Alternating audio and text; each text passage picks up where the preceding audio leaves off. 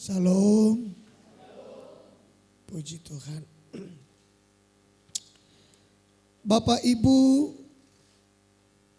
kemarin di ibadah kita hari Minggu kita sudah bersama-sama mendengarkan firman Tuhan bahwa letak kekuatan kita ada pada takut akan Tuhan. Ya. Kita ulang sedikit, baca Yesaya 11 ayat yang pertama sampai ayat yang ketiga. Ya, dibacakan.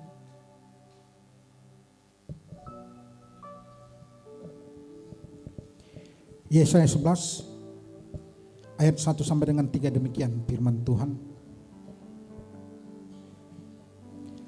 Suatu tunas akan keluar dari tunggul Isai, dan taruk yang akan tumbuh dari pangkalnya akan berbuah. 2, roh Tuhan akan ada padanya, roh hikmat dan pengertian, roh nasihat dan keperkasaan, roh pengenalan dan takut akan Tuhan. Ya, kesenangannya ialah takut akan Tuhan. Sampai di situ. Kita lihat Bapak Ibu bahwa Yesus dia memiliki roh takut akan Tuhan. Takut akan Tuhan inilah yang memberikan Yesus kekuatan. Saya memberi contoh, misalnya saudara ada dalam keadaan yang mungkin sudah habis kekuatan tenaga untuk berjuang. Atau misalnya saudara ada peluang untuk bisa mendapatkan keuntungan. Peluangnya besar. Tidak ada yang lihat. Bisa tertutupi. Tapi ketika takut akan Tuhan ada di dalam diri kita, ada dalam diri saudara, maka saudara akan bertahan hidup benar. Tapi kalau saudara tidak memiliki takut akan Tuhan, saya katakan saudara akan menjadi lemah. Bukti lemah tidak kuat, kompromi. Bukti lemah tidak kuat, tidak bisa bertahan pada kebenaran. Bukti lemah tidak kuat, kita tidak sanggup mempertahankan iman kita. Itulah bukti kita lemah. Tapi Yesus saudaraku, ia sebenarnya juga tidak kuat di dalam menghadapi banyak-banyak kesusahan, penderitaan, penyangkalan, pengkhianatan, penyalipan, memikul salib, dipaku di kayu salib, ditombak. Ia juga sebenarnya bisa lakukan banyak hal. Tapi karena Tuhan Bapa yang di sorga sudah ditentukan jalan yang harus ia tempuh seperti itu. Dan ia tidak mau langgar, itulah takut akan Tuhan. takut akan Tuhan itulah yang memberikan dia kekuatan, kemampuan untuk bertahan walaupun nyawanya dituntut, darahnya harus dicurahkan. Itulah yang membuat ia menjadi kuat. Demikian kita Bapak Ibu. Kalau ada takut akan Tuhan, itu yang memberikan kita kekuatan. Doa belum dijawab, tidak menyerah. Perjalanan masih panjang, tapi sudah terlalu lelah dan berat. Tapi tidak menyerah.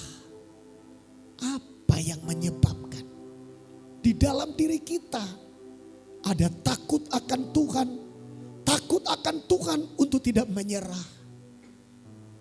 Takut akan Tuhan untuk berjuang setia sampai garis akhir. Itulah yang memberikan kita kekuatan. Kekuatan untuk bertahan hidup. Kekuatan untuk mempertahankan kebenaran. Jangan nanti baru bertahan kuat setelah pada zaman antikristus. Sekaranglah mari kita bertahan kuat. Dan letak kekuatan kita ada pada takut akan Tuhan. Yang luar biasa Bapak Ibu, dan ini perlu kembali menjadi penekanan dalam hidup kita di ayat 3 itu. Dibaca. Ayat 3, ya kesenangannya ialah takut Sampai akan disitu. Tuhan. Ya. Ya, kesenangannya, kesukaannya, kebahagiaannya, kegemarannya adalah takut akan Tuhan. Kalau kita ingin melihat kita kuat dalam hidup ini, bukan karena tidak ada masalah, bukan karena tidak ada tantangan, bukan karena masalah itu saudara lama-lama menurun, bukan. Tapi lama kelamaan masalah justru makin berat, makin berat, makin berat, makin berat. Tapi kita takut akan Tuhan, takut untuk mundur, takut untuk menyerah. Karena takut akan Tuhan itulah yang membuat kita menjadi bertahan dan kuat menjalani hidup. Untuk tidak menyimpang, untuk tidak berhenti di tengah jalan. Untuk terus berjuang dalam hidup ini. Bertahan sampai garis akhir. Saudaraku yang dikasihi Tuhan, kalau kita ingin kekuatan kita makin melimpah, biarlah takut akan Tuhan menjadi kesenangan kita. Biarlah takut akan Tuhan menjadi kesukaan bagi kita. Biarlah takut akan Tuhan menjadi kegemaran kita. Takut akan Tuhan, itulah dimiliki Yesus. Takut akan Tuhan, itulah yang dimiliki oleh pengikut Yesus. Mengapa Yesus itu takut akan Tuhan? Pengikut-pengikutnya harus menjadi orang-orang yang takut akan Tuhan. Dalam terjemahan lama bicara tentang ya kesenangannya lah takut akan Tuhan. Dalam terjemahan lama bahkan ia pun akan bernafas dalam takut akan Tuhan. Tarik nafas, hembuskan. Yesus melakukan itu dalam takut akan Tuhan. Itulah makanya ditulis kesenangannya ialah takut akan Tuhan. Pada hari Minggu kemarin saya sudah sampaikan kepada kita perbedaan Yesus dengan iblis. Yesus takut Tuhan, iblis tidak takut Tuhan. Yesus mengosongkan diri, iblis meninggikan diri. Nah ini saudara perbedaan, dan inilah yang diminta oleh Tuhan Yesus. Agar kita memiliki roh takut akan Tuhan. Biarlah kesenangan kita ialah takut akan Tuhan. Baik Bapak Ibu, praktek takut akan Tuhan itu bagaimana? Praktek takut akan Tuhan yang pertama itu saudaraku adalah membenci dosa, membenci kejahatan.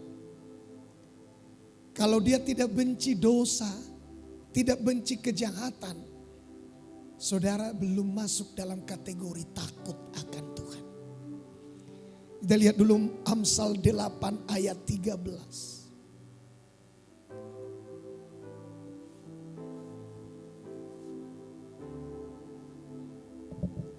Amsal 8 ayat 13. Takut akan Tuhan ialah membenci kejahatan.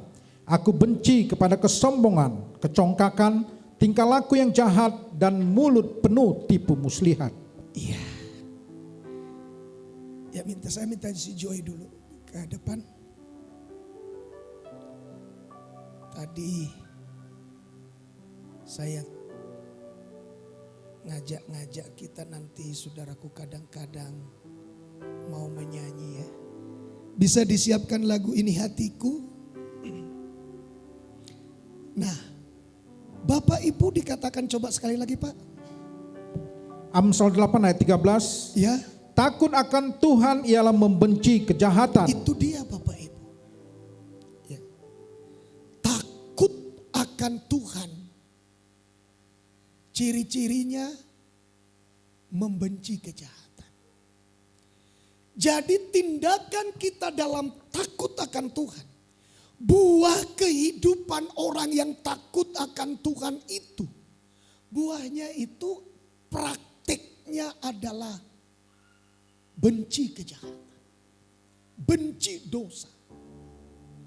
Yang tidak disukai Tuhan itu menjadi dia tidak suka. Yang menjadi kesenangan Tuhan menjadi kesenangan. Itu yang dimaksud takut akan Tuhan. Orang beribadah saudaraku belum tentu takut akan Tuhan. Orang melayani berkhotbah seperti saya belum tentu takut akan Tuhan. Main musik seperti ini belum tentu takut akan Tuhan. Melayani sebagai barisan tim pujian penyembahan belum tentu takut akan Tuhan. Tapi orang yang membenci dosa, orang yang membenci kejahatan, itulah bukti takut akan Tuhan. Itulah buah takut akan Tuhan. Makanya takut akan Tuhan itu tidak diukur dengan rajin ibadah. Takut akan Tuhan itu tidak diukur karena bisa berkhotbah. Bisa melayani, bisa penginjilan, tapi diukur dari mau dia membenci dosa. Itulah takut akan Tuhan. Saudaraku yang dikasihi Tuhan, memasuki zaman akhir ini, hendaklah kita memiliki takut akan Tuhan. Apa ciri-cirinya takut akan Tuhan? Membenci kejahatan. Karena salah satu ciri kedatangan Tuhan Yesus adalah kejahatan meningkat. Yang jahat makin jahat, tidak bisa dibetulkan, tidak mau dinasehati. Orang yang menasehati dia anggap sebagai musuhnya. Rasul Paulus mengatakan, apakah karena aku mengatakan kebenaran kepadamu, aku telah menjadi musuh bagimu? Dia tidak menyukai nasihat, dia tidak menyukai teguran. Dia anggap itu musuhnya, dia benci itu. Itu makanya sering sekali kita marah dalam hati mendengar khotbah yang menegur dosa kita, yang menegur ketidaklurusan hidup kita, lalu diluruskan. saudaraku, kita marah dalam hati, kita bersungut dalam hati, itulah bukti kita tidak menyukai teguran. Bapak dan Ibu takut akan Tuhan. Dikatakan di sini saudaraku, dia harus benci kejahatan. Praktek takut akan Tuhan ialah membenci dosa. Dosa apapun. Membenci dosa itu sama dengan hidup dalam kebenaran. Membenci dosa itu sama dengan ia lebih memilih enak, menyenangkan daging, ia lebih memilih untuk menyenangkan Tuhan daripada menyenangkan dagingnya. Daripada menyenangkan nafsunya, ia lebih memilih menyenangkan Tuhan. Kalau ia menolak untuk menyenangkan dagingnya, berarti dagingnya menderita. Menderita daging karena ia lebih memilih menyenangkan Tuhan. Saudara-saudara, membenci dosa itu sama dengan membenci kebohongan. Membenci mulut dusta. Karena membenci dosa itu, saudara, adalah mendorong hidupnya masuk menuju kesempurnaan. Dan salah satu tindakan kita menuju kepada kesempurnaan adalah buang kebohongan. Buang kebohongan. Yakobus 3 ayat 2. Mari kita lihat. Yakobus 3 ayat 2. Silakan Pak. Yakobus 3 ayat 2. Demikian firman Tuhan. Iya. Sebab kita semua bersalah dalam banyak hal. Barang siapa tidak bersalah dalam perkataannya, ia adalah orang sempurna yang dapat juga mengendalikan seluruh tubuhnya. Barang siapa tidak bersalah dalam perkataannya, tidak berdusta, tidak berbohong, ya, tidak menutupi yang sebenarnya, berarti orang itu orang sempurna. Berarti kalau kita takut akan Tuhan, kita ingin berarti sempurna, berarti harus kita buang kebohongan. Harus kita buang dusta. Haleluya. Anak-anak ditanya orang tua tidak jujur itu bohong namanya. Suami ditanya istri tidak jujur itu bohong namanya.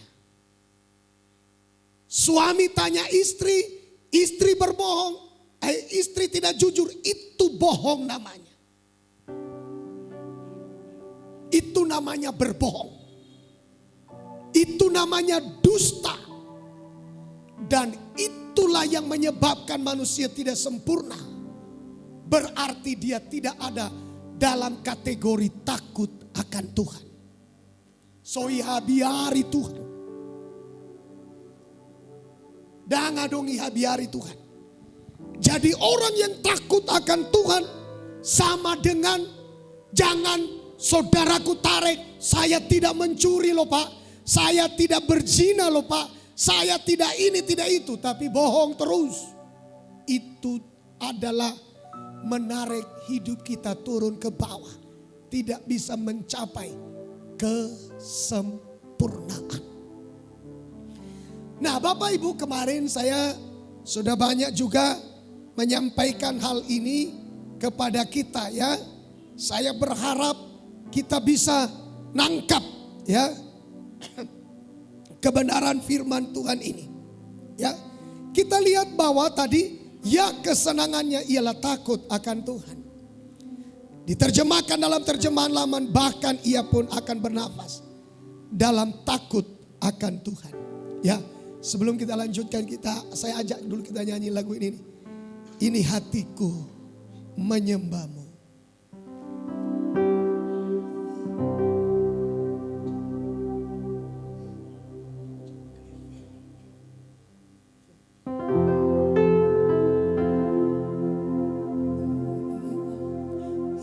Ini hati menyembah.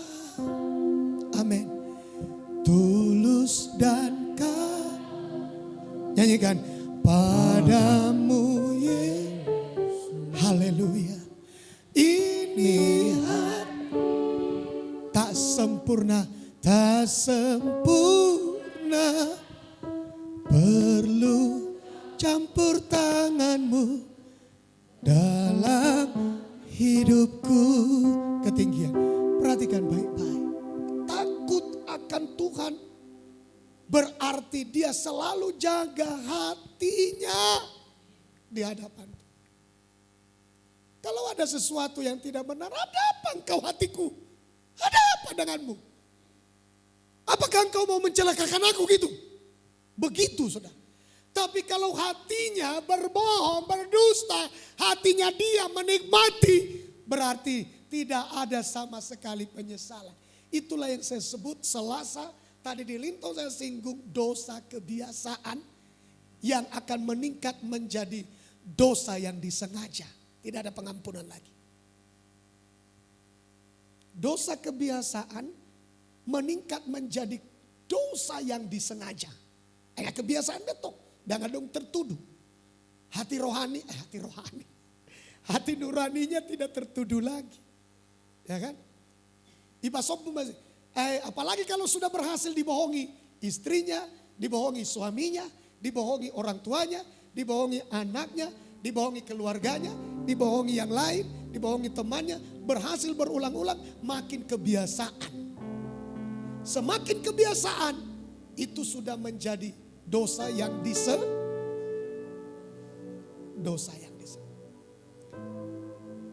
Nangkap Bapak Ibu? Nangkap? Dosa kebiasaan, terus tidak ada lagi tertuduh. Berarti itu sudah meningkat menjadi dosa yang tidak ada lagi pengampunan.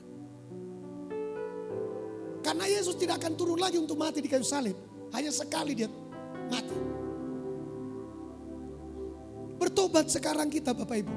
Oh bukan hanya saudara, saya juga bertobat. Hai jiwaku, bertobat kau. Begitu. Harus ada penyesalan. Begitu ikan itu saudara. Dia naik ke darat, tidak lagi di dunianya di dalam air. Dia naik ke darat, dia menggelepar-gelepar. Pertanda apa itu? Bahwa dia tidak senang hidup di darat. Dia maunya hidup di air. Tapi kalau saudara masuk ke lumpur dan saudara nikmati lumpur itu, saudara bahagia di sana, saudara nikmati, saudara tertawa, saudara sukacita, nah berarti saudara tidak tertuduh. Saudara nikmati, nah itulah kebiasaan. Saudara kena lumpur, kebiasaan. Saudara mandi lumpur, kebiasaan. Saudara ambil lumpur, saudara sampoin, itu kebiasaan. Dan terus tidak lagi ragu, tidak lagi ada ketakutan, tidak lagi ada kecemasan. Nanti jadi kena kuman, bakteri, apa segala macam. Saudara sudah nikmati. Nah itulah yang saya sebut sudah sengaja. Dari kebiasaan meningkat jadi sengaja. Nah kalau kita baca Ibrani pasal 10 ayat 27. Itu saudaraku, dosa yang disengaja adalah dosa pendurhakaan, antikristus. Saudara jangan main-main. Serius. Coba lihat Pak, Ibrani 10 ayat 27. Demikian firman Tuhan. Iya. Tetapi yang ada ialah kematian yang mengerikan akan penghakiman. 26. Ya. Sebab jika kita sengaja berbuat dosa. Perhatikan kata sengaja berbuat dosa. Terus. Sesudah memperoleh pengetahuan tentang kebenaran. Sengaja berbuat dosa sudah tahu kebenaran. Sengaja berbuat dosa ngayatu si dalam nasitong. Tapi sengaja berbuat dosa. Lanjut Pak. Maka tidak ada lagi korban untuk menghapus dosa itu. Dosa yang disengaja, tidak ada lagi darah untuk menghapus dosa itu. Pangidota dobe holan salakta untuk aku Yesus mati sekali lagi. Dang boy. Lanjut Pak, ayat 27. Ayat 27. Ya. Tetapi yang ada ialah kematian yang mengerikan, Ya. akan penghakiman. Terus? Dan api yang dahsyat yang akan menghanguskan semua orang durhaka. Perhatikan. Tidak ada lagi pengampunan kalau dosa sengaja. Tidak ada lagi pengampunan. Mau saudaraku, saudara 1 minggu 7 hari, tapi saudara ibadah 9 hari. Contohnya artinya lebih. Jangan dong be, pengampunan.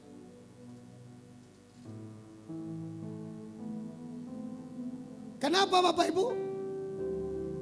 Yang ada apa? Kematian yang mengerikan, penghakiman dan api dahsyat yang akan menghanguskan semua orang, dosa yang disengaja adalah dosa pendurhakaan. Dan Alkitab berkata, Antikris tidak akan datang sebelum dinyatakan manusia durhaka. Siapa manusia durhaka? Antikristus. Jadi dosa yang disengaja akan jadi antikristus. Jangan main-main Bapak Ibu. Coba ayat 26. Apa itu dosa pendurhakaan? Apa itu dosa yang disengaja? Ayat 26. 25. Ya 25. Janganlah kita menjauhkan diri dari pertemuan-pertemuan ibadah kita, seperti dibiasakan oleh beberapa orang. Sampai di situ. Apa itu dosa yang disengaja? Yaitu dosa yang dimulai dari kebiasaan. Apa yang dibiasakan orang? Dia membiasakan dirinya tidak ibadah. Itu dosa kebiasaan. Lanjut ayat 26, itu dosa sengaja. Lanjut lagi saudaraku, itu adalah orang durhaka. Jadi dosa kebiasaan meningkat jadi dosa sengaja, meningkat jadi orang durhaka. Itu makanya tidak ada pengampunan. Jangan latih dirimu tidak ibadah. Jangan latih dirimu untuk menjauh dari ibadah. Jangan benci ibadah. Teguran-teguran mengingatkan kita ibadah. Jangan benci, kita diingatkan. Itu tujuannya adalah supaya kita jangan jadi orang durhaka di hadapan Tuhan. Perhatikan baik-baik Bapak Ibu, keras tapi ini untuk kebaikan kita. Supaya kita jangan jadi antikristus. Ya kan, berulang-ulang. Mengapa penting saya tekankan kepada kita berulang-ulang tentang siapa antikristus, supaya kita jangan jadi antikristus. Karena banyak orang sekarang mereka hanya takut mengenai cap 666, tapi tidak pernah mencek dirinya antikristus atau bukan. Ya kan? Haleluya. Penting. 1 Yohanes 2 ayat 18. Ya biar aja dulu kita berputar di sini, tapi saudara paham, saudara ngerti, saudara lolos dari antikris. Haleluya, haleluya. Coba kita lihat. 1 Yohanes 2 ayat 18, demikian firman Tuhan. Anak-anakku, waktu ini adalah waktu yang terakhir. Apa artinya waktu yang terakhir? Waktu yang terakhir bicara mengenai hari akhir zaman. Itu bicara zaman akhir. Anak-anakku, waktu ini adalah waktu yang terakhir, artinya zaman akhir. Akhir zaman. Anak-anakku, ini akhir zaman ya. Hati-hati. Lanjut Pak. Dan seperti yang telah kamu dengar, Ya. seorang antikristus akan datang. Terus. Sekarang telah bangkit banyak antikristus. Itulah tandanya bahwa waktu ini benar-benar adalah waktu yang terakhir. Banyak antikristus katanya. Sudah datang antikristus. Di mana mereka? Ayat 19. 19. Memang mereka berasal dari antara kita. Terus. Tetapi mereka tidak sungguh-sungguh termasuk pada kita. Nah, kata tidak sungguh-sungguh termasuk pada kita, itulah yang dimaksud anti-Kristus. Jadi jangan cari saudaraku di mana-mana antikristus. Antikristus itu adalah orang yang tidak sungguh. Antikristus siapa? Antikristus siapa? Itulah orang durhaka. Mengapa dia orang durhaka? Tidak sungguh-sungguh mengabdi kepada Tuhan, tidak sungguh-sungguh berbakti kepada Tuhan, tidak sungguh-sungguh beribadah kepada Tuhan. Makanya kata Alkitab tadi, orang yang membiasakan dirinya melatih dirinya tidak ibadah adalah dosa kebiasaan. Meningkat jadi dosa yang disengaja, meningkat menjadi orang Haleluya. Semoga kita mengerti Bapak Ibu. Amin. Ayo kita sungguh-sungguh ibadah. Ayo jangan jauhkan diri dari pertemuan ibadah. Ayo lawan kelemahan kita yang menghambat kita beribadah. Salah satu kemenangan Firaun sebelum Tuhan mendatangkan tulah yang ke-10. Salah satu kemenangannya adalah dia berhasil menghambat orang Israel untuk beribadah. Dan kemenangan antikristus itu adalah kalau ia menghalangi saudara ibadah. Makanya Tuhan hajar antikristus. Tuhan hajar Firaun. Dengan berbagai macam tulah. Tuhan hajar dia supaya orang Israel bebas beribadah kepada Tuhan. Cuma sayangnya sudah bebas mereka beribadah, tapi tidak setia. Baca Alkitab itu, mereka berbalik melawan Ai. Mereka berbalik menghadapi Ai. Mereka dikejar, banyak orang Israel kalah. Padahal itu kota kecil. Kota Yeriko mereka habisi. Kota kecil, kota Ai. Tapi lari membelakangi musuh orang Israel. Mengapa? Alkitab berkata, karena orang Israel telah berbalik dari Tuhan kepada hal-hal yang lain. Mereka tidak setia kepada Tuhan. Tidak setia. Haleluya. Itu makanya Bapak Ibu, mari miliki roh takut akan Tuhan. Tidak ada suami, tapi di sini ada takut akan Tuhan. Tidak ada istri, tapi di sini ada takut akan Tuhan. Tidak ada orang tua, tidak ada orang yang lihat, tapi di sini ada takut akan Tuhanlah yang menjaga kita lebih dari suami. Takut akan Tuhanlah yang menjaga kita lebih dari istri. Takut akan Tuhanlah yang menjaga kita lebih dari orang tua kita. Takut akan Tuhanlah yang menjaga kita lebih dari orang-orang yang dapat melihat kita melakukan kejahatan, melakukan dosa. Tapi karena ada takut akan Tuhan, itulah yang menjadi pagar yang akan melindungi, memelihara hidup kita. Saudara keluar dari rumah, suami tidak tahu. Saudara keluar dari rumah, istri tidak tahu. Saudara keluar dari rumah, orang tua tidak tahu. Tapi takut akan Tuhan akan menjaga orang itu. Takut akan Tuhan akan memelihara orang itu dari langkah, dari tangannya yang akan melakukan kejahatan. Takut akan Tuhanlah yang akan memelihara setiap kehidupan kita. Miliki roh takut akan Tuhan. Nah, Bapak dan Ibu, kalau kita sudah hidup benar, sudah hidup suci, setan tidak akan bisa jamah kita. Apalagi manusia. Saudara tidak perlu takut ditakut-takuti saudara. Jabatan saudara mau diambil. Tempat dagang saudara mau diambil. Harapan-harapan saudara mau dihancurkan. Gak usah takut. Jangankan manusia, setan yang melawan Tuhan saja tidak bisa menjamah orang kalau sudah hidup dalam kekudusan. Kalau sudah hidup dalam kesucian. Ya. Kalau kita sudah hidup dalam kesucian, sudah hidup dalam takut akan Tuhan, kita buang kebohongan, kita buang dusta, jauh kita dari roh kedurhakaan, ya, tidak melatih diri, membiasakan diri dalam dosa, menjauh dari ibadah, ya, maka kita akan diangkat menjadi orang yang lebih dekat. Sebutannya adalah imamat yang rajani. Orang yang dekat dengan Tuhan. Coba kita lihat 1 Petrus 2 ayat 9. 1 Petrus 2 ayat yang ke-9. Silakan. 1 Petrus 2 ayat 9 demikian firman Tuhan. Ya.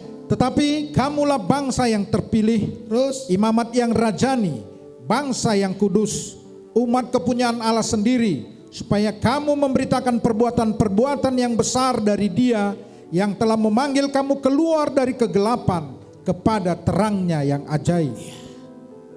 jadi Bapak Ibu, kita adalah orang yang terpilih, kita adalah imamat yang rajani, kita adalah bangsa yang kudus, kita adalah umat kepunyaan Allah itu sendiri. Itulah kita yang ditebus oleh darah Yesus. Salah satunya adalah kita imamat yang rajani. Kita diangkat menjadi imam. Imam artinya orang-orang yang melayani Tuhan. Melayani Tuhan lewat ibadah, melayani Tuhan lewat penyembahan, melayani Tuhan lewat duduk dengarkan firman. Ini semua bentuk-bentuk sikap kerendahan hati mau melayani Tuhan. Melayani Tuhan lewat tenaga yang ada, melayani Tuhan lewat keringat yang ia bisa berikan, melayani Tuhan lewat harta yang ada padanya. Macam-macam kita imamat yang rajani. Suami menjadi imam bagi keluarganya, bagi istrinya. Imam yang membawa korban untuk keluarganya di hadapan Tuhan. Imam yang mengantarai keluarganya dengan Tuhan. Imam yang memohon kepada Tuhan agar keluarganya jangan dimurkai. Anak, istrinya, seisi rumahnya. Suami menjadi imam. Bapak Ibu kita sekarang telah diangkat menjadi imam. Imam yang memberikan pertanggungan jawab di hadapan Tuhan tentang seisi rumah kita. Jangan disuruh doa. Homa. Hodo ina. Kun hodo. Ho. Akama ngamagobe. Kekuatannya. Allah swadong biar Tuhan. Tidak ada kekuatan kita kalau tidak ada takut akan Tuhan. Banyak orang begitu fanatik terhadap agamanya. Banyak orang begitu fanatik terhadap organisasinya. Banyak orang begitu fanatik terhadap gerejanya. Tapi dia sendiri pun gak tahu apa-apa. Dia sendiri pun gak bisa jadi imam yang baik. Padahal saudaraku yang dikasihi Tuhan, harusnya kan jangan sampai saudara tidak ngerti apa-apa tapi saudara fanatik tidak menentu. Fanatik tentang kekristenan, sorga pun dia jauhi. Gak ada artinya. Miliki takut akan Tuhan saudaraku. Saudara tidak pintar nggak ngerti kimia, fisika, matematika, tapi takut akan Tuhan, saudara ke sorga. Haleluya. Haleluya. Tapi saudara pintar, saudara tahu inflasi, saudara ngerti ini, saudara ngerti itu, saudara tahu bahwa ini, itu. Tapi tidak ada takut akan Tuhan, ke neraka. Mari kita miliki roh takut akan Tuhan. Haleluya. Kita semua sekarang telah menjadi imamnya Tuhan. Orang-orang yang menghadap kepada Tuhan. Orang-orang yang membawa korban kepada Tuhan. Orang-orang yang mengantarai antara keluarganya dengan Tuhan. Orang-orang yang mengantarai kotanya dengan Tuhan. Orang-orang yang mengantarai bangsanya dengan Tuhan. Orang-orang yang mengantarai orang-orang yang lain yang berdosa, yang butuh mereka diselamatkan. Saudara adalah imam-imam yang bisa mengantarai mereka dengan Tuhan. Itulah panggilan kita. Bangsa yang terpilih, imamat yang rajani. Haleluya. Inilah kita Bapak Ibu. Rajani itu artinya tidak kalah terhadap dosa.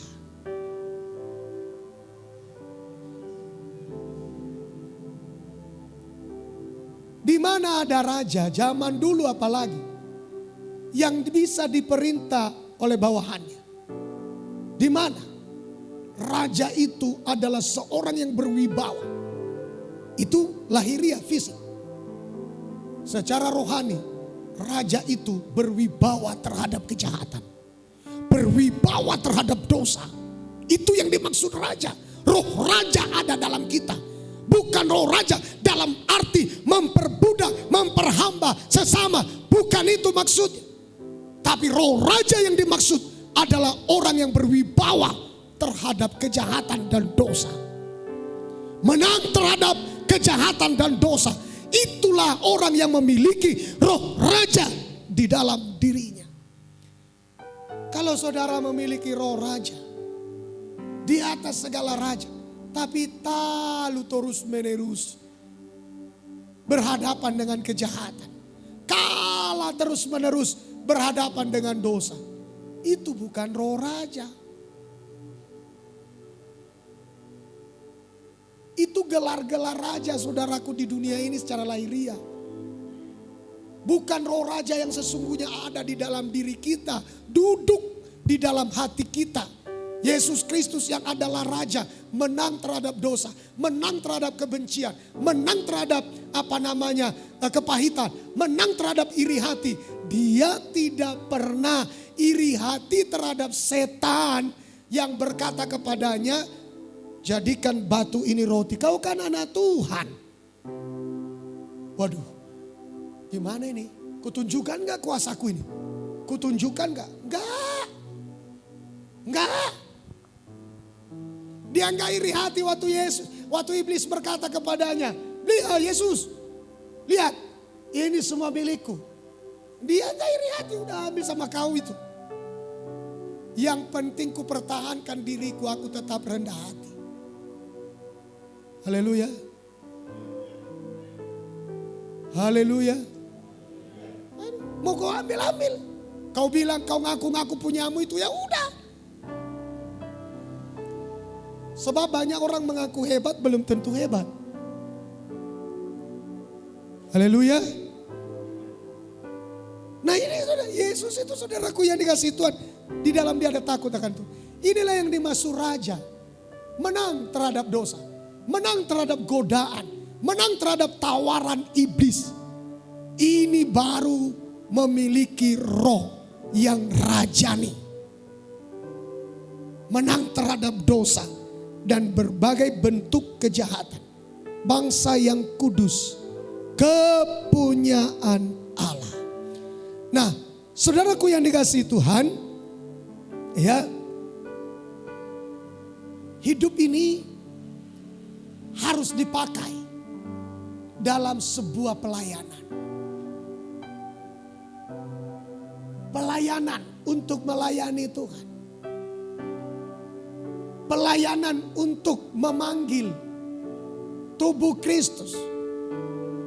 Kalau kita mampu menyatukan tubuh Kristus, kalau kita mampu lebih lagi membangun tubuh Kristus, melayani. Yang bukan tubuh Kristus kita ajak jadi tubuh Kristus. Yesus yang adalah kepalanya. Melayani itu tentu berkorban. Melayani itu ada pengorbanan. Dimulai dari berkorban waktu. Dimulai dari berkorban keringat. Dimulai dari berkorban tenaga. Dimulai dari berkorban apa yang ada padanya. Hartanya pun dia korbankan. Itulah bentuk baktinya kepada Tuhan. Tapi berbakti kepada Tuhan. Saudaraku yang dikasihi Tuhan, kita terlibat untuk membangun tubuh Kristus. Ini memang bagus. Tapi saya mau katakan, dengar, kita mulai dari ini. Sebelum kita terjun ke pelayanan besar, dimulai dululah. Jadilah imam di dalam rumah tangga. Jadilah imam bagi istri. Jadilah imam bagi anak-anak. Jadilah imam bagi teman dekat kita. Jangan kita diseret ke bawah. Jangan kita yang ditarik ke bawah. Tapi kita yang harus tarik mereka kepada Kristus. Haleluya. Katakan amin. Tempat yang aman bagi imam adalah ruangan suci. Ya. Apa itu maksudnya ruangan suci? Kandang penggembalaan. Bertekun dalam ibadah pokok. Kita juga punya makanan pokok. Ya kan? Nasi jadi makanan pokok. Tapi kan gak makan nasi, kan makan juga yang lain kan. Asal mau nang racun ya langi. Ya kan? Itu dia. Bertekun. Sebagaimana saudara makan hari ini nasi. Besok makan nasi. Malam makan nasi. Ya siang makan nasi. Pagi, siang, malam. Pagi, siang, malam. Pagi, siang, malam. Mana ada orang berkata, bosan aku makan nasi. Itu makanan pokok. Demikian juga kita ibadah. Jangan bosan ibadah. Itu ibadah pokok kita untuk melindungi kita dari kejahatan-kejahatan dunia ini. Supaya roh kita kuat. Sebagaimana kita ada makanan pokok, kita juga makan makanan yang lain yang asal bukan racun. Demikian kita ada ibadah pokok, kita juga ada ibadah-ibadah yang lain. Ada ibadah di rumah-rumah, kita juga harus ikuti. Untuk membangun kekeluargaan di antara kita. Haleluya. Mungkin jemaat terlalu sibuk sampai tidak ada waktunya bisa saling mengunjungi. Paling tidak di dalam ibadah kita bisa saling mengunjungi. Haleluya. Ingat ya, jangan sampai ada jemaat nggak tahu. Dia tadi tinggal ho, ima di belakang ni gangi baru muse lari mau terus adong non pokok jambu di seberang sungai. Isi manon, saudaraku ya dia deku boto balau ikut kita ibadah keluarga. Biar tahu kita. Haleluya. Amin. Ya bisa juga kita maklumi. Ya kalau misalnya seperti nggak ada jalan, ibu-ibu kan kasihan juga contohnya. Ibu-ibu dari Tambunan atau ke Lagu Boti pergi misalnya ke Tangga Batu sana. Buat acara aku emang. Bisalah dimaklumi ya kan. Tapi asal jangan dibiasakan dan disengaja. Aina sengaja undu. Adong tikina alai sengaja. Boido alai sengaja. Itulah roh pendurhakaan. Ya. Haleluya. Amin. Ini hatiku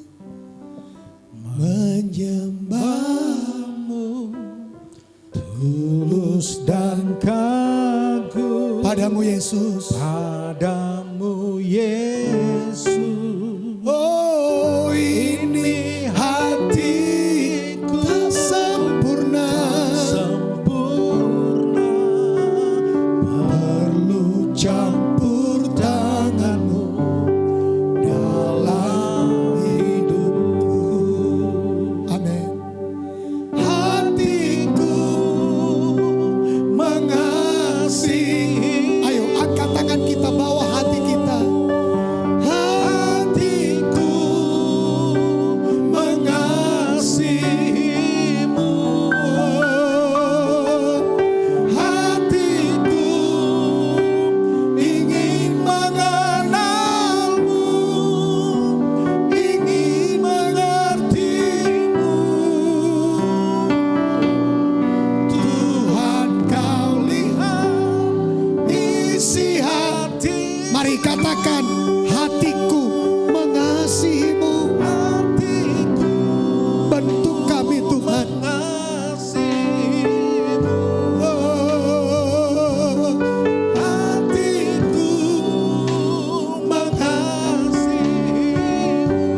Oh, hatiku ingin mengenalmu, ingin mengertimu.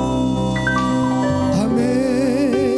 Tuhan, kau lihat isi hatiku. Saudaraku yang dikasihi Tuhan, kemana kita mau berlindung? Kemana kita mau bawa hati untuk dibentuk? Ruangan suci. Tempat kita digembalakan. Tempat kita ditata, dibentuk. Tempat kita diluruskan. Kalau ada yang menonjol dipotong. Kalau misalnya kita punya pintu terlalu kecil, tapi kita punya sofa beli terlalu besar, tidak mungkin bisa masuk. Saudara harus cari yang sesuai. Kalau terpaksa saudara bongkar, kalau terpaksa saudara ponggol sauti asaboi masuk. Demikian hidup kita. Saudara tidak akan masuk dengan meninggikan diri. Jalannya itu sempit ke sorga. Dengan membesarkan diri, saudara, jalan ke sorga itu terlalu kecil. Ada hidup ini perlu dibentuk. Hati ini perlu dibentuk. Supaya dia jangan tinggi hati. Supaya dia jangan membesarkan diri. Supaya dia jangan menyimpang, diluruskan jalannya. Tempat itu adalah ruangan suci. Tempat kita digembalakan. Itu makanya orang yang tidak mau digembalakan, perhatikan kerohanian mereka, tidak bertumbuh. Bisa saudara lihat orang-orang yang tidak tergembala, tidak ada pertumbuhan. Sedangkan keluar masuk ibadah saja, ibadah tidak ibadah, ibadah tidak ibadah, ibadah tidak ibadah, tidak akan mengalami pertumbuhan yang maksimal. Apalagi hanya terdaftar di gereja. Nairipu doa roh. Bahwa ibarat sekolah. Ibana doa roh na punasa sekolah. Holan goarna maisi. Dake amar sekolah. Alai naik kelas terus. Baru masuk dake aidan. Baru muse kelas 2 dan keatarida. Roy bana sahali. Ipatuduo ni gungna. Tiba-tiba saudaraku yang dikasih Tuhan. Apa namanya? Ujian kelulusan. Roma ibana. Dangolan ni gungna dohot boina dohot sude. Dari kepala sampai kaki. Nairipu ibana doa penyelesaian akhir zamanon. Lau wisuda nama penamatan dunia. Muncul maibana sungguh-sungguh nairipu doa roa lolos nama ibana terangkat. Dang boy, ikon molo marsikola jadi murid yang baik dimulai dari dasar kelas 0 terus sampai terjadi wisuda. Demikian penyelesaian akan dunia ini. Molo nang do hita di wisuda ni Tuhan Yesus, asai wisuda hita ibana marek torna nama wisuda hita ya setia mah belajar memulai sonari. Haleluya. Haleluya. Dunganon di wisuda non ini selesai, dunia akan sudah selesai kata Tuhan Yesus. I wisuda nama terjadi pengangkatan. Dohot maita terangkat. Haleluya. Katakan amin. Jadi dia tempatnya saudaraku, tempat pembentukan, tempat penyucian, asal hita tetap boy gabe imam. Nabadia di hadapan Tuhan sebagai kepala rumah tangga siapapun kita, termasuk wanita laki-laki, kamu adalah imamat yang rajani. Bagi rumah tangga suami jadi imam. Bagi diri kita, kita imam masing-masing bagi diri kita. Haleluya, amin. Artinya kita harus menghadap Tuhan masing-masing. Karena tirai sudah robek sejak Yesus masuk.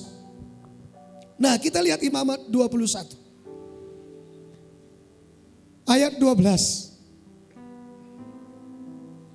Imamat 21 ayat 12. Demikian firman Tuhan. Ya. Janganlah ia keluar dari tempat kudus. Janganlah ia keluar dari tempat kudus. Lanjut. Supaya jangan dilanggarnya kekudusan tempat kudus Allahnya. Terus. Karena minyak urapan Allahnya yang menandakan bahwa ia telah dikhususkan ada di atas kepalanya. Perhatikan baik-baik Bapak Ibu ya. Perhatikan baik-baik bagaimana kita jaga hidup kita ya. Kita ini semua adalah imamat yang rajani. Perhatikan ya. Sekali lagi Pak, janganlah ia keluar dari tempat kudus. Ya, kenapa kita tidak boleh keluar dari tempat kudus? Lanjut. Supaya jangan dilanggarnya kekudusan tempat kudus Allahnya. Jadi kalau kita ingin jangan melanggar kekudusan Tuhan dalam hidup kita, jangan keluar dari tempat kudus. Di mana tempat kudus itu? Di depan halaman. Di tengah tempat kudus, ruang suci. Terus paling belakang adalah ruang maha suci. Ini sebenarnya sudah 3 tingkat ini. Di depan halaman, di sini ruang kudus, ini gambaran. Di sini ruang maha kudus. Ini sebuah gambaran. Dulu ini dipisah oleh tirai. Tirai ini sebenarnya bukan kayu, bukan beton, bukan besi. Ini tirai. Sebenarnya gampang dong. Ahado berat naroa, olah buka. Dan tirai dong, kain. Tapi jangan buka. Begitu saudara buka, saudara lihat apa dalam sambar, mati langsung. Makanya walaupun hanya kain, tidak bisa dibuka. Menetap di situ di ruang kudus. Sampai kita mengalami proses. Jadi kita ini sekarang saudaraku di ruang kudus. Apa itu maksudnya ruang kudus? Tempat kita digembalakan. Jangan keluar dari penggembalaan. Terus bertekun dalam penggembalaan. Izinkan diri kita dibantu. Ibarat emas masuk ke dalam api, dicabut keluar, ditokok untuk dibentuk. Tahun. Supaya kita bisa masuk ke ruang maha kudus. Supaya kita bisa masuk Karena disinilah ruang maha kudus lah yang disebut tempat untuk kesempurnaan. Orang-orang yang sudah sempurna masuk ke ruang maha kudus. Orang-orang yang sempurna masuk ke sorga. Sempurna dari mana? Bentukannya di ruang penggembalaan. Sini kita dibentuk. Makanya kadang-kadang waktu dibentuk itu acin. Marah-marah. Lilik dayu. Ulan au nih. Sebenarnya kalau ibu ini bilang, ulan tuau do jamita ibu ini. Ya. Saudara pikir ulan ibana duma dokun songoni. Daung pau tajulu pe dokun songoni. Bah, kolan tuau jamita sadarion. Ya kan? Ya kan? Bisa kita pikir hanya sama kita. Sebenarnya itulah yang terjadi dengan semua kita. Tapi merasa ulan tuhita. Karena kenapa? Dia menegur hidup kita itu. Makanya kita bilang, holan tu. Dengarkan baik-baik. Sebenarnya firman itu untuk kita semua. Untuk saya, untuk kita semua. Karena firman itu adalah tokok yang membentuk kita. Karena firman itu adalah api yang menyucikan kita. Jadi untuk membentuk emas itu terbuat dari 2 bagian. 1 api, 2 tokok. Betul? Dimasukkan ke dalam api, setelah lama dibakar, barulah gampang dia untuk dibentuk. Mau dibentuk jadi anting bisa. Mau dibentuk jadi cincin bisa. Mau dibentuk jadi anaknya anting itu apa namanya? Buahnya apa namanya? Mata kalung, mata apa lagi itu? Mata anting bisa dibentuk. Tapi harus lewat Jadi demikian hidup kita. Kalau saudara mau dibentuk menjadi seperti yang diinginkan Tuhan, dipakai Tuhan, saudara harus rela melewati 2 hal. Firman yang bagaikan api, firman yang bagaikan palu. Haleluya. Haleluya. Kalau kita mau dibentuk, saudara harus melewati proses pembentukan. 2 benda itu yang akan membentuk kita. Yaitu yang pertama adalah firman yang bagaikan api. Itu di dalam Alkitab saudara baca. Yang kedua adalah firman yang bagaikan palu.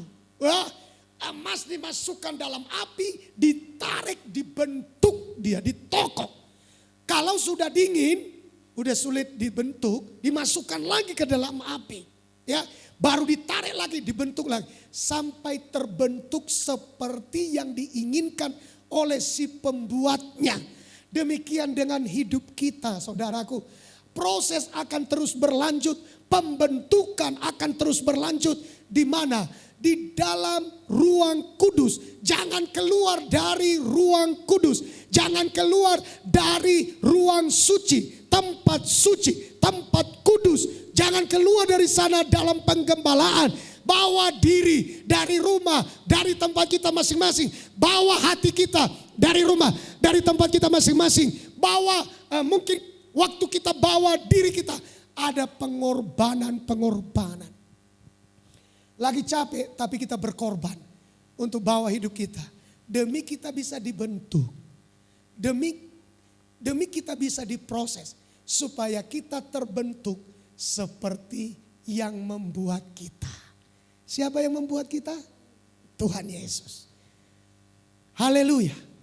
Disinilah kita dibentuk, diproses. Tempat penggembalaan. Haleluya.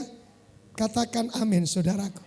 Kalau saudara baca perikopnya itu, coba baca perikopnya Pak di atas. Ya. Perikopnya kudusnya umat Tuhan. Kudusnya umat Tuhan. Dalam terjemahan lain, kudusnya para imam.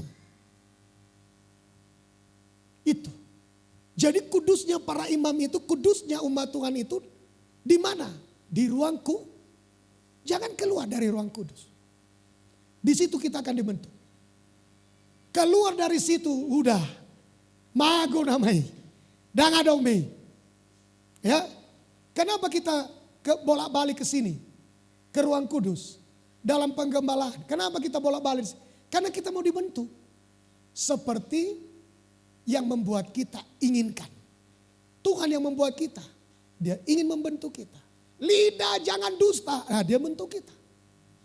Ya kan? Takut akan Tuhan, jauhi kejahatan. Nah, dia bentuk kita. Itu. Begitu. Ia bentuk kita supaya kita menjadi seperti yang ia mau. Katakan amin. Ya, buang jauh-jauh ketersinggungan dengar firman. Buang jauh-jauh. Izinkan firman berproses membentuk hidup kita seperti yang Tuhan mau. Ya. pelita emas, bertekun dalam ibadah raya. Meja roti sajian, bertekun dalam ibadah pendalaman Alkitab. Mesbah dupa, bertekun dalam doa dan penyembahan. Ini pokok, gak bisa tawar menawar, saudara harus ada di sana. Paling pokok. Ini makanan pokok Bapak Ibu. Jangan makan sembarangan, nanti mencret-mencret. Tidak bagus kesehatan kita. Ya, saudaraku yang dikasihi Tuhan, saya pernah bersama dengan seseorang, gak usahlah disebut namanya. Apalagi gampang-gampang tersinggung zaman Noengon. Kami makan di satu tempat, pinggir jalan. Lalu si bapak ini pulang ke rumah. Begitu pulang ke rumah, arwah suaminya sakit perut dan lain sebagainya. Ya. Lalu saya ditelepon istrinya, Pak, tadi bapak sama suamiku singgah di mana, makan apa? Kenapa Bu? Apa sakit perut dia? Baru bola-balik kamar mandi. Kenapa saudara? Karena tidak biasa dia makan. Mungkin barangkali di pinggir jalan. Ya saya sudah biasa makan apa saja. Ya kan? Kebetulan makan di mana? Ya kan? Memang ada waktu-waktu tertentu yang bisa membuat pencernaan kita menjadi terganggu. Tapi kebetulan tanya sama saya. Begitu. Jadi demikian kita, jangan makan di sembarang tempat. Kurang sehat nanti. Haleluya.